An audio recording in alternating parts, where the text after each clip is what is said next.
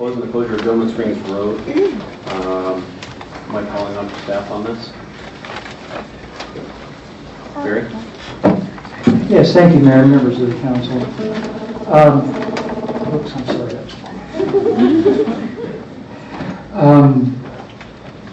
Probably a couple of months ago, we had a meeting with some representatives who indicated they were looking at this and thinking of this. And when I reported that to the council, just as I do on the context of significant meetings, Transportation Committee asked to calendar their agenda to discuss how they felt about that.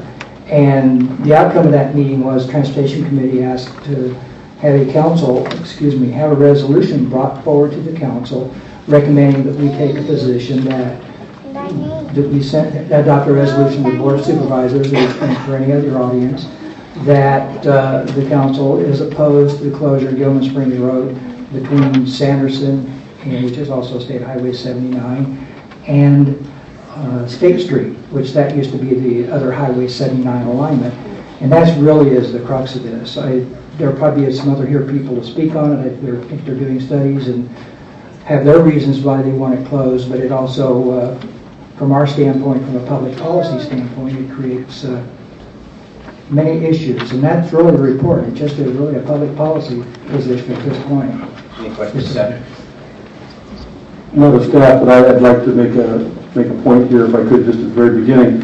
The attorneys for the opposition, I guess you'd call it, to this particular night, it's Buchanan, Ingersoll, and Rooney, Samuel Alhadeff. Appreciate it. They took the transcripts from the Transportation Committee minutes and put them down word by word for us on here, and I'd like to thank them for that. And it just shows how effective city government can be. At that meeting, many times in this transcript, Councilmember Ayers and myself talked about notifying different groups of this action, and tonight is a good example of what can happen when local government gets the word out on a program that could affect those people. In here it talks about myself as an example of letting the people of the mobile home park know that this was an issue. And so thank you very much to the attorney for pointing that out, because that's exactly what we're supposed to do. Any questions, Sam? Yes, Mr. Mayor, thank you. Councilman Potts and I did meet as part of the Transportation Subcommittee, and we did go over this at great length. The rumor on the street and what was being passed to staff and around town was that this city council was in favor of the closure, or the word they like to use is vacation, of Gilman Springs Road. I'll go on the record right now saying I'll never support it. As long as I sit in this chair, as long as I've been here, I'll never support the closure of Gilman Springs Road. And this resolution that we're asking the city council tonight to consider was designed to be sent to the Board of Supervisors, all of them, including Chairman Stone, and let them know how vital, truly vital, this road is to our community. The Ramona Expressway is going to be under construction probably off and on for the next 10 years. It's under construction now, and these are long-term projects, these widening and expansion roads. And it was, and I'm not going to speak for Jim Potts, but I'll say it was my feeling that any sort of vacation of this road would put an enormous amount of pressure on an existing road that's going to be under construction for the foreseeable future. On top of that, before we get further into this, the phone calls I've taken this week and the emails I've taken from various residents, not so much from the city of San Jacinto, but from Bella Vista, City of Hemet, and the surrounding areas. I don't have a single one saying Councilman Ayers close the road or support closure of the road. So there may be some here tonight that support that, but we've looked at this thing for a long time now, over a decade, and it was a little frustrating to know that things were being said about this body that I believe weren't even true nor discussed. And that's one reason why we're here. We want to send a strong message to the Board of Supervisors and to anyone else that will listen, that we just don't think it's in the best interest of not only the city, but the entire valley. The closure of one of 3 arteries that allows you to leave here every day. Councilmember, any more questions of staff? Okay. I do have several requests to speak on this item. What I'd like to ask, if you're going to repeat anything that might have been said by the previous speaker, in the interest of time for this evening, we have 2 large items on the agenda tonight, that you just say that you support what's been said, and if you have something else to add, then please do. I certainly want to give everybody their time to speak on all these items. On item 5.3, our first speaker is Sam Alhadeff.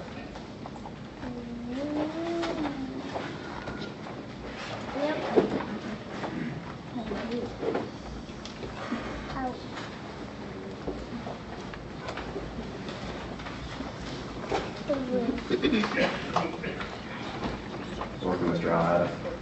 Good to be back. Good to be back. Sorry about butchering the name, by the way. I've been called worse. Maybe called worse tonight. I'm not sure. Good evening. My name is Samuel Alhadeff, and I do represent Golden Era Productions. And I've listened to what you had to say, and I've talked to your city manager about these rumors. I don't think anybody's ever attributed the rumor to me. And if these rumors did exist, certainly it didn't come from me or anyone in our firm, as you would know. I trust that. But just let me give you a couple of comments, and I appreciate what you're doing here tonight. And I've submitted a letter to you all and sort of put our views out, and hopefully you'll have a chance to look at that letter. But I did want to recap a couple of the points that I thought may be important. We respect your ability, obviously, to pass any policy you wish. It's just that we disagree. We think this is premature only because you haven't had the opportunity yet to even file an application, should such an application be filed, nor have we had the opportunity to bring any studies before you. That to us is a real concern.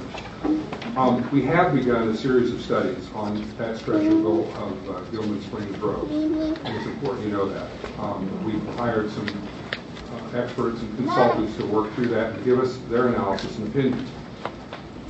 I don't think anybody here tonight would disagree that the present conditions of Gilman Springs Road, at least that one stretch that we're talking about, need to be addressed. The road is a rural road. It was designed for 2,000 to 3,000 average daily trips. As I indicated in my letter, it's now quite frankly, now it's at 15,000 daily trips and going up. It's obviously operating at an unacceptable level F.